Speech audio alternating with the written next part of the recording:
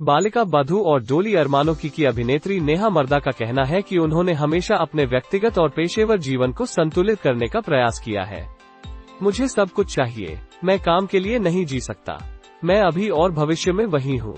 यही कारण है कि मैं दिखाता हूँ कि मुझे खुद रहने दो और एक लंबे दिन के बाद घर लौटने दो।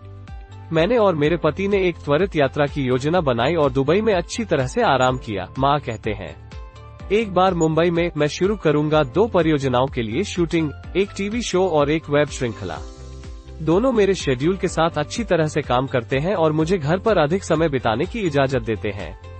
मैं अपने प्रशंसकों को रोमांचित करने के लिए जल्द ही वापस आऊंगा, पिया अल्बेला अभिनेत्री ने कहा। वास्तविक जीवन बनारसी बहू मर्दा कहती हैं कि पिछले कुछ महीने उनके जीवन के सबसे बुरे रहे हैं। कोई भी जीवन के पाठ्यक्रम की योजना नहीं बना सकता है। बायो बबल में मेरे आखिरी शो की शूटिंग। हम हमेशा उस होटल में रुके थे जहां शो की शूटिंग हुई थी। मेरी सास गिर गई, अस्वस्थ थे और उस दौरान अस्पताल में भर्ती थे। मैं और मेरी पत्नी उसकी मदद के लिए बिहार पहुंचे। हमने उसे बचाने और घर वापस लाने के लिए एक साथ लड़ाई लड़ी। तब से हमारे जीवन में कुल 180 हो गए हैं। मर्दा ने नवंबर में अपना आखिरी शो अपने परिवार के साथ रहने के लिए छोड़ दिया। वो बताती हैं, मैंने अचानक क्यों रिश्तों में कट्टी बट्टी शो छोड़ दिया और अपनी सास को दिल्ली ले गई। वो बताती हैं, हमें उसे वापस लाने के लिए जनवरी तक इंतजार करना पड़ा।